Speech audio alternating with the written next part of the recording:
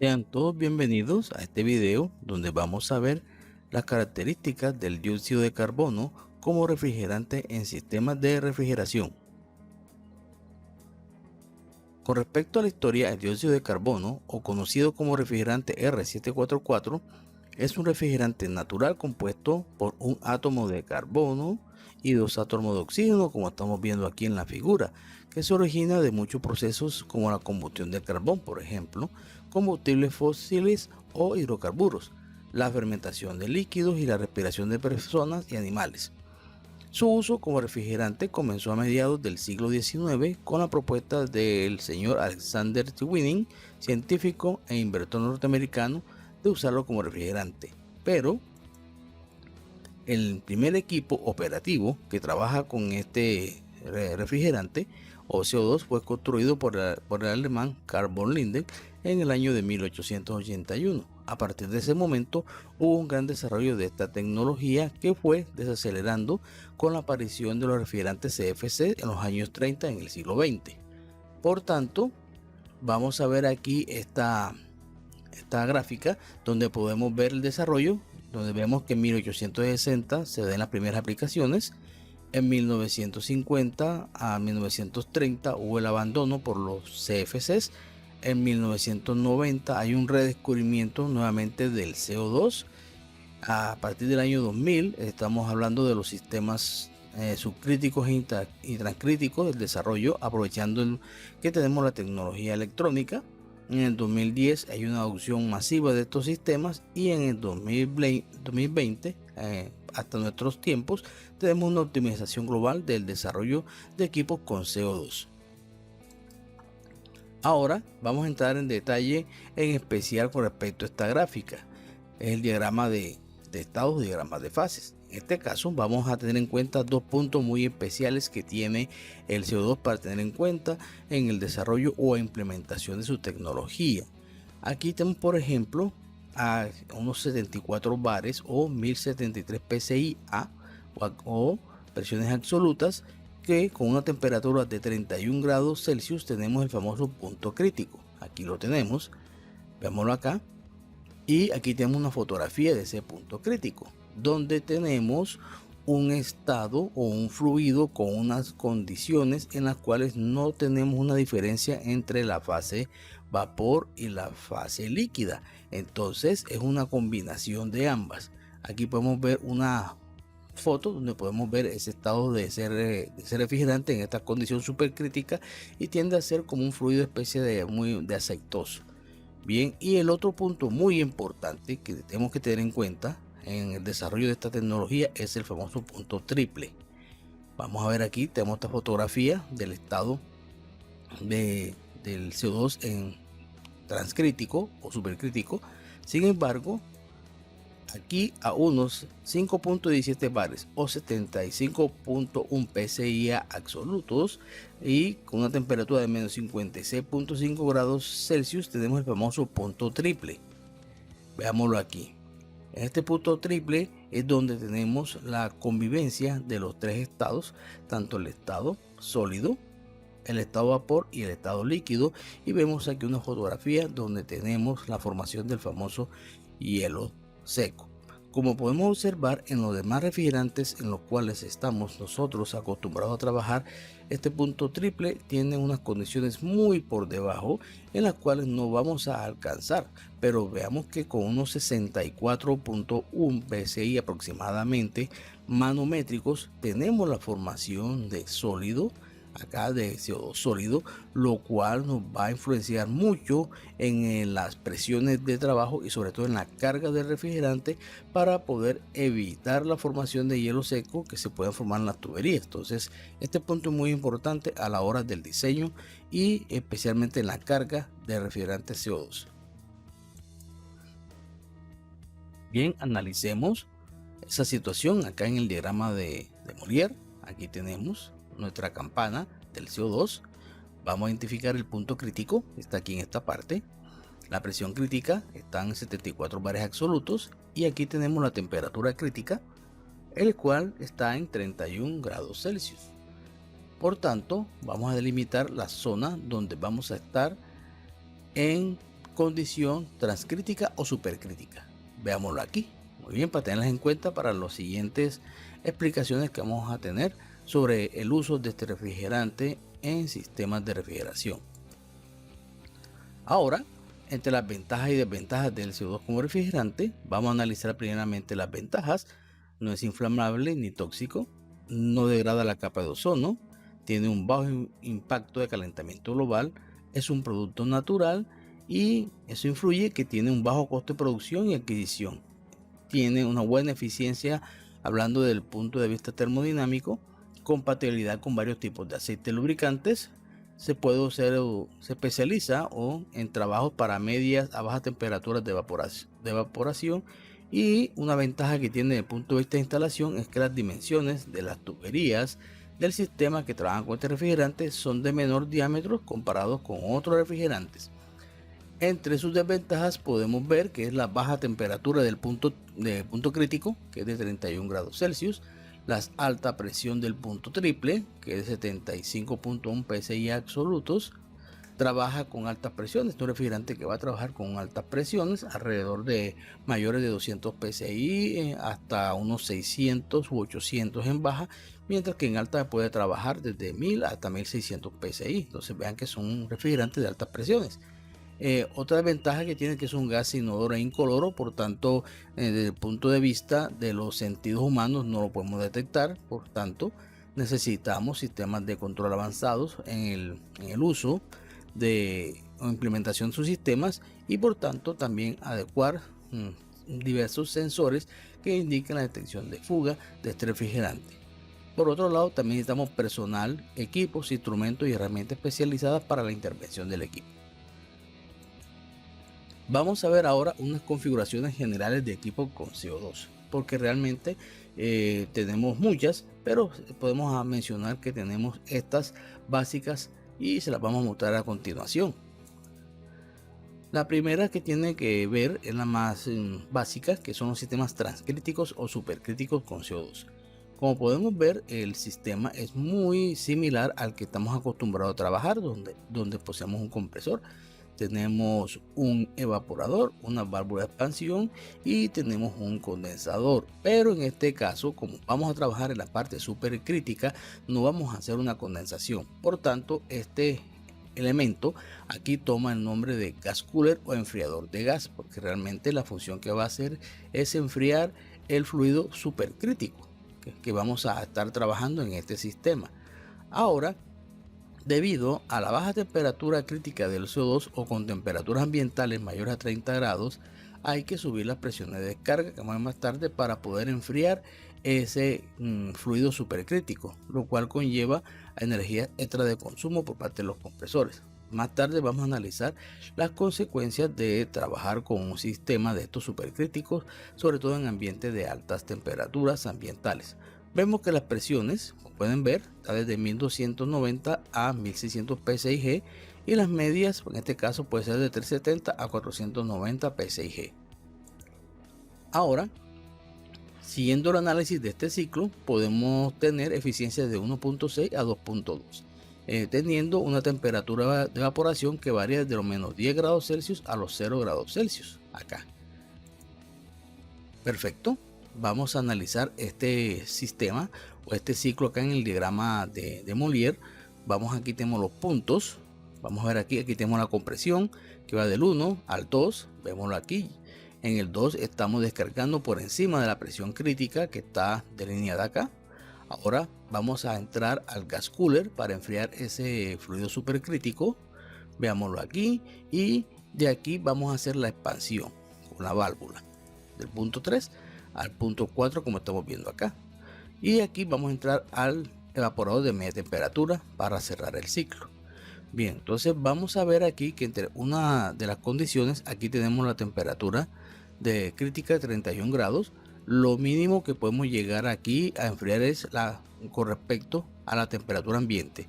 Si la temperatura ambiente es 31 grados, lo mínimo que podemos llegar es hasta aquí, 31 grados.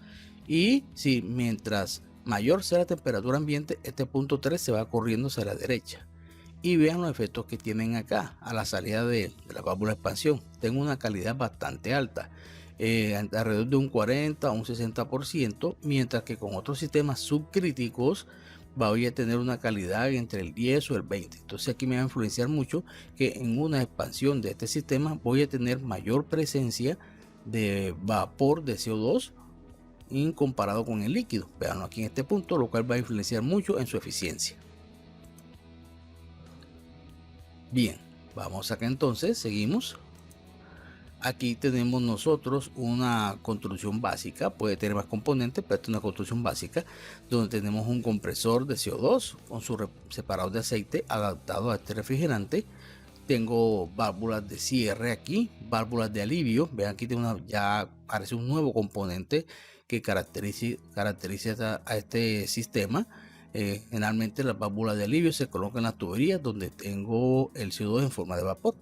Tengo un gas cooler, que es un intercambiador de calor reforzado adaptado para el CO2. Tengo válvulas de cierre manuales aquí. Las tuberías pueden ser algunas en cobre, pero un cobre especial que tiene que ser un cobre de alta resistencia a presión. Y por otro lado tengo la construcción con tuberías de acero. Las válvulas de expansión no son válvulas de expansión normales, son válvulas de expansión en este caso adaptadas a CO2 y que tienen el control electrónico o también pueden tener control eléctrico.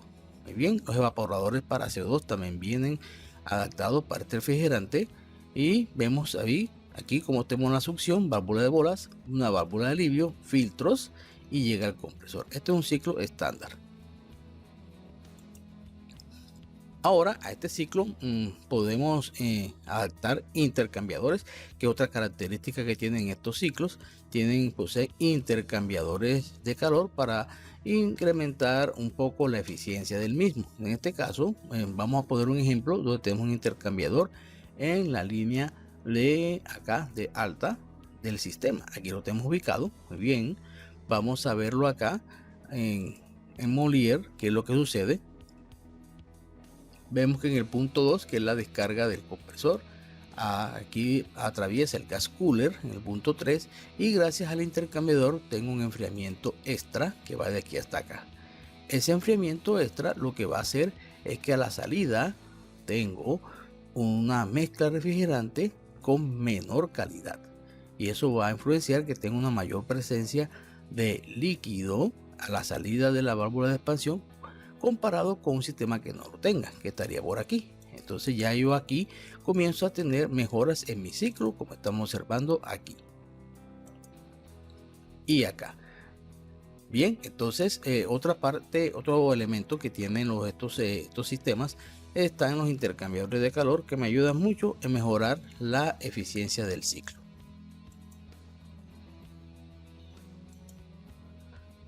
Bueno, aquí tenemos el esquema. En este caso es el mismo esquema de un transcrítico que vimos anteriormente, pero adicionamos un intercambiador de placas. En este caso también vienen adaptados para trabajar con este tipo de refrigerante. Entonces, para que vean cómo sería una estructura básica. Bien, otra configuración que tienen estos sistemas está en la configuración booster o de compresores en serie, como estamos observando aquí y acá. Sobre todo cuando estamos trabajando con bajas temperaturas de evaporación, como en este caso.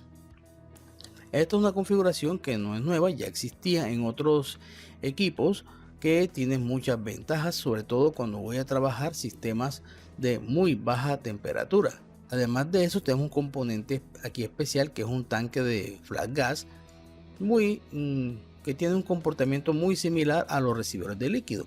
Su función consiste en recibir el refrigerante que viene de la válvula de expansión y tener aquí el líquido y tener también la presencia del vapor de CO2 saturado. Muy bien, entonces ya tenemos aquí presiones altas, véanlo acá. Tenemos presiones intermedias y tenemos bajas presiones. Correcto, entonces ya tenemos otra novedad aquí. Y este se utiliza para sistemas donde tengo evaporaciones desde menos 30 a menos 15 grados Celsius aproximadamente, con eficiencias de 1.1 a 1.6 desde el punto de vista del COP. Vamos a verlo aquí en el diagrama de Molière, donde veámoslo aquí tenemos el 2, estoy todavía en la zona supercrítica, aquí o transcrítica. Aquí del punto 3 vamos a entrar en la válvula, bien, donde salimos en el punto 4 y entramos al flash tank Y aquí en el flash tank yo tengo la parte del vapor que está en el punto 8 y tengo la parte del líquido saturado que está en el punto 5, que ahora se va a dirigir a la siguiente válvula de expansión que se va a alimentar el evaporador de baja temperatura. De la salida del vapor de baja temperatura entro al primer compresor, el LT que está por aquí, hasta una presión intermedia que está por acá, véanlo acá. Muy bien, donde los vapores que salen del compresor y el vapor saturado que sale del flash tank en 8 se combinan. Aquí tenemos la combinación para después esa mezcla ir hacia al punto 2 con el compresor de media temperatura que tenemos acá. Entonces aquí tenemos una mejora desde el punto de vista de la eficiencia, porque vean acá, si yo utilizo un solo compresor para pasar desde acá, de esta presión baja hasta esta presión alta, voy a tener una relación alta de compresión que me va a afectar la eficiencia. Por tal razón utilizo dos compresores en serie, y esta área que vemos aquí punteada significa o representa el ahorro que yo tengo al utilizar estos dos compresores en serie, como estamos observando acá, con respecto a si utilizara uno. Entonces aquí ya tenemos un ahorro, y también vamos a tener en cuenta que el tanque de flash gas me va a permitir que a la salida de este caso del refrigerador de la válvula que va a alimentar el evaporador de baja presión o baja temperatura, voy a tener una calidad bastante menor comparada con los refrigerantes que estamos acostumbrados a trabajar. Entonces vemos estas mejoras con este nuevo esquema. Bien, y recordemos que estamos trabajando un sistema transcrítico. Aquí tenemos una representación de ese esquema. Vemos que ya se vuelve un poco más complejo. Tenemos dos compresores, tengo válvulas de alivios en las tuberías donde tengo vapor, tengo el tanque de flash gas, también tengo válvulas de alivio en el tanque de flash gas. Muy bien, entonces esta es una manera de mostrarle a ustedes cómo se va construyendo este sistema. Ahora llegamos a la siguiente, otra configuración, donde queremos darle a nuestro sistema booster una utilidad extra. Entonces en este sistema lo que tenemos es que adicionamos un evaporador de media temperatura aquí, para tener dos recintos que me trabajan con dos temperaturas diferentes, haciendo más práctico nuestro sistema que vimos que tiene el tanque de flash gas y los dos compresores booster. Entonces yo aquí puedo trabajar temperaturas de evaporación para la parte media de menos 10 a 0 grados y de baja desde menos 30 a menos 15, teniendo un COP de 1.3 a 1.6 dependiendo de la configuración. Entonces veanla aquí, yo tengo mi gas cooler y yo tengo mis dos evaporadores. Miremoslo aquí y miremoslo acá. Entonces vean que el esquema o la configuración comienza a ser un poco más compleja, pero ya tiene, en este caso, tiene una ventaja, que tengo un recinto con media temperatura. Bien, aquí tenemos otra configuración donde nos aparece un nuevo componente, que es el compresor de flash gas que tenemos aquí. La misión de este compresor de flash gas, como su nombre lo indica, es tomar el vapor aquí del CO2 saturado del tanque de flash gas para comprimirlo y descargarlo junto con el compresor principal hacia el enfriador de gas. Con esta configuración yo tengo una ventaja, y es que este compresor, como va a mover menos flujo másico, va a ser un poco más pequeño, y el compresor de aquí de flash gas va a ser un compresor de baja capacidad, debido a que voy a tener relativamente poco vapor de CO2 aquí. Vamos a ver sus características acá en el diagrama de Molière. Vemos que seguimos estando en la parte transcrítica, ¿no? Vamos a hacer esta parte rapidita aquí. Vamos a hacer su diagrama de una manera rápida. ¿Por qué? Porque ya lo vimos anteriormente y por tanto tiene ligeras diferencias con respecto al anterior. Veámoslo acá. Aquí ya estamos cerrando el ciclo. Muy bien, y aquí lo tenemos. Vemos que este compresor de media temperatura se encarga de tomar aquí el CO2 de media presión hacia la descarga. Como es una relación de compresión baja, puedo utilizar un compresor sin ningún inconveniente, mientras que vean la capacidad del compresor de flash gas que está por aquí, que está en paralelo. Es un compresor que tiene un menor flujo másico y una relación de compresión menor. Muy bien, vamos a ver una configuración ahora de este sistema. Aquí la tenemos, donde tengo el compresor principal. Aquí tengo el compresor de flat gas, que toma directamente el vapor de CO2 del tanque de flat gas, como estamos viendo acá, manteniendo mi gas cooler y manteniendo mi evaporador de media temperatura con el resto de los componentes que hemos visto anteriormente. Bien, aquí tenemos una adaptación que trabaja con compresor de flat gas aquí en paralelo, pero también hemos adicionado la característica del sistema booster y el uso de un evaporador de media temperatura para obtener el máximo aprovechamiento. Entonces vemos esta combinación general donde tengo todas las combinaciones anteriores, donde puedo ver que voy a tener en este caso unos 3 compresores acá. Sin embargo, hay que tener en cuenta que si tengo para altas capacidades, puedo tener varios compresores en paralelo para baja temperatura o varios compresores en paralelo para media temperatura. Entonces eso depende mucho de la potencia del sistema. En este caso vamos a tener un recinto con media temperatura y un recinto con baja temperatura, también teniendo en cuenta nuestro tanque de flat gas y un compresor acá de flat gas en paralelo. Entonces aquí tenemos una configuración donde tenemos aquí los 3 compresores. Tengo el gas cooler, mi tanque de flat gas, tengo los 2 evaporadores, las válvulas de alivio, y vemos que ya nuestro sistema es un poco más complejo, pero se aprovechan muchas condiciones que me da este ciclo con el refrigerante CO2.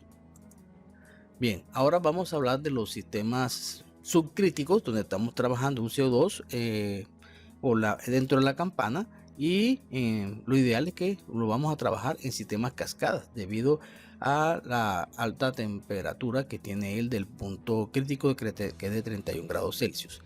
Entonces estos sistemas utilizan una combinación de un ciclo de alta y un ciclo de baja. Vamos a utilizar nuestro CO2 en el ciclo de baja, pero en el ciclo de alta yo puedo utilizar otro refrigerante que puede ser un 290, puede ser un amoníaco u otro tipo de refrigerante amigable con el ambiente.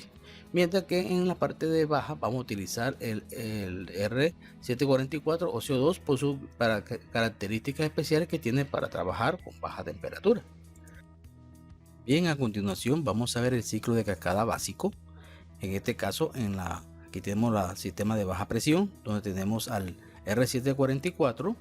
Vemos que las características que tiene es que el calor que absorbe el evaporador acá en la parte de baja presión lo descarga en este intercambiador de calor. En pocas palabras, este intercambiador de calor va a ser el papel de condensador de este sistema, mientras que el mismo intercambiador de calor va a ser el papel de evaporador, pero en el sistema de alta presión, como estamos viendo acá, que puede ser un R717, un 290, etcétera.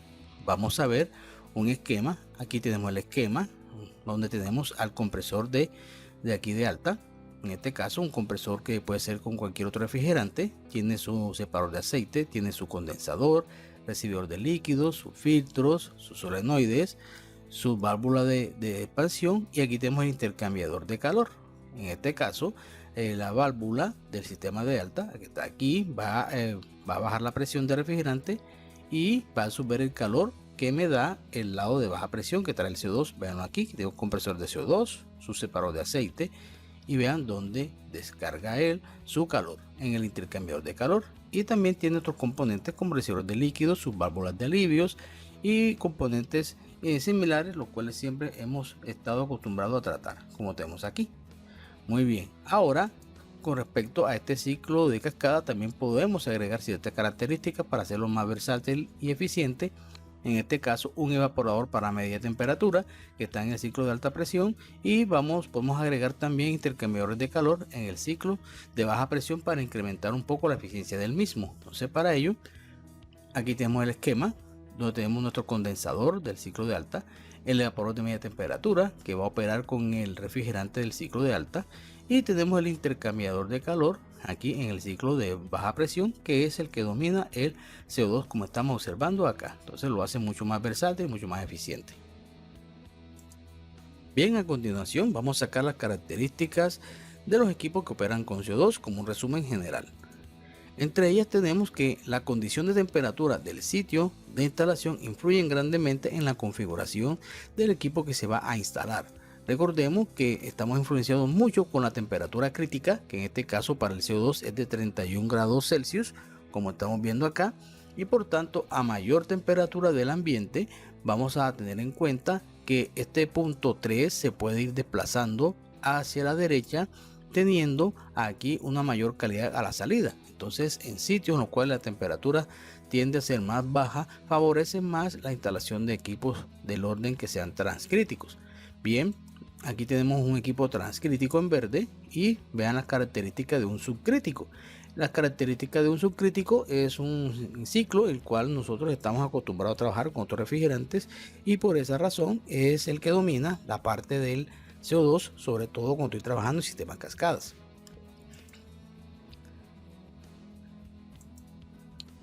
Ahora, otra condición es que requieren componentes especializados como los compresores, tuberías, evaporadores, condensadores, enfriadores de gas, tanque de flat gas, válvulas de expansión electrónica, debido a su alta presión de operación. Entonces podemos ver aquí varios accesorios, entre los cuales tenemos separadores de aceite, filtros, válvulas de regulación eléctrica, el gas cooler, evaporadores de CO2. También podemos ver, vean, válvulas solenoides, válvulas de retención, válvulas de bola, válvulas de cierre, y en especial los compresores. Vean cómo los compresores vienen con varios pernos, ¿cierto? Que los hace seguros para trabajar con estos refrigerantes debido a sus altas presiones de operación. Entonces vienen reforzados. Ahora, las tuberías para estos sistemas de CO2 requieren tener una alta resistencia mecánica, y las dimensiones de las mismas son menores comparadas con otros refrigerantes. Entonces eso es una característica que tienen ellos. Además de ello, podemos utilizar tuberías de cobre pero reforzadas, o tuberías de acero, pero entonces ya yo tengo que tener un sistema de soldadura muy especial para su unión para evitarme posibles fugas. La otra es que requieren también el uso de válvulas de expansión electrónicas o de regulación eléctrica, como tenemos aquí, para el control específico del CO2, y también necesita el uso de intercambiadores de calor, como el que vemos en la figura, para incrementar la eficiencia del ciclo. Otra condición que tiene que ver mucho con el control es que los compresores y en algunos casos los ventiladores, ya sean de los intercambiadores, requieren del uso de variadores de frecuencia para el control de las presiones y de las capacidades del mismo. Entonces, estos sistemas me hacen que tenga un mejor control de mi equipo, lo cual lo hace un poco diferente con los cuales estamos acostumbrados a trabajar. Bien, con respecto a los sistemas de seguridad, estos equipos requieren el uso de válvulas de alivio de presión, como lo que estamos viendo aquí en la figura, o también el uso de tanques de reexpansión. También podemos ver que tenemos que utilizar sensores de CO2 para tener un mayor control de fugas y seguridad con respecto a las fugas de refrigerante. Con respecto a los tanques de expansión, aquí tenemos un plano donde tenemos dos. Ellos vienen aislados. Esta es la simbología de aislamiento, como vemos aquí y acá, y también poseen válvulas de alivio. La función de estos tanques de reexpansión es de servir de alivio cuando tengo un apagado del sistema de CO2. Entonces, cuando el sistema se apaga, el refrigerante, sobre todo que queda en las líneas de líquido, comienza a evaporarse, a generar altas presiones. Entonces, cuando eso sucede, ese refrigerante va aquí a estos tanques para aliviar esas altas presiones, muy bien, de la tubería, evitando que puedan colapsar. Y cuando vuelve a encender el equipo por medio de válvulas, aquí tengo unas válvulas, permiten que el refrigerante que se guardó aquí pueda regresar nuevamente al sistema, evitando la pérdida del mismo en otros sistemas que no lo poseen. Entonces es una ventaja tener tanque de reexpansión en estos sistemas. Con respecto a los sistemas de control eléctrico, estos son más complejos, ¿cierto? Que poseen sensores, controles de temperatura, controles de presión, válvulas electrónicas y eléctricas, así como variadores de frecuencias y PLC. Entonces, todas estas condiciones, todas estas variables que manejan estos equipos tienen que ir controladas con un autómata programable, especialmente un PLC, lo cual me va a gobernar el equipo. Entonces vemos ya que podemos analizar que requieren un sistema de control mucho más complejo, mucho más avanzado, de los cuales estamos acostumbrados a trabajar. Ahora, con respecto a otras características, estos equipos requieren personal con capacitación técnica especializada, así como de equipos, instrumentación y herramientas especializadas.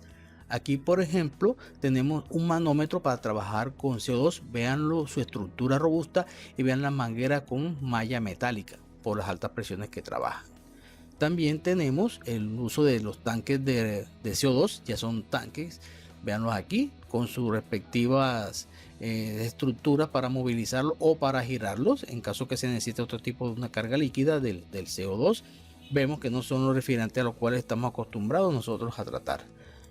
Bien, tenemos aquí el tanque de CO2 trae su regulador. Es muy importante trabajar con un regulador de presión con estos tanques. Es muy importante, no se pueden trabajar, no se recomienda trabajar el CO2 sin el regulador, sobre todo cuando voy a hacer carga, por la seguridad. Y también podemos tener en el caso de sistemas portátiles para detección de CO2, como el que estamos viendo aquí en la figura, para una mayor seguridad del personal que está laborando en estos equipos. Ahora, la carga refrigerante debe ser precisa para un mejor rendimiento del equipo. Unas cargas bajas puedo tener altos sobrecalentamientos, los cuales van a influenciar en las presiones de operación. Entonces, por eso es muy importante tener una carga muy precisa de este sistema para evitarme esos problemas de altas presiones por sobrecalentamientos. Ahora, el procedimiento de la adición de refrigerantes diferentes, recordemos el punto triple, el cual tenemos que pasar muy lentamente, y por eso se hace una carga bastante lenta. Ahí, cuando ya pasamos el punto triple, ya podemos acelerar la carga. ¿Por qué? Porque si la hacemos muy rápida, posiblemente podamos tener congelamiento del refrigerante en las tuberías, y eso es un problema realmente. Y la otra es que, como debido a las altas presiones, se requiere un control de fuga más rigurosos comparado con otros tipos de sistemas que operan con refrigerantes que trabajan a menos presiones. Bien, les doy las gracias por observar este video. No olvidar su like si les gustó el mismo, y recuerden que mi conocimiento y entrenamiento es mi seguridad.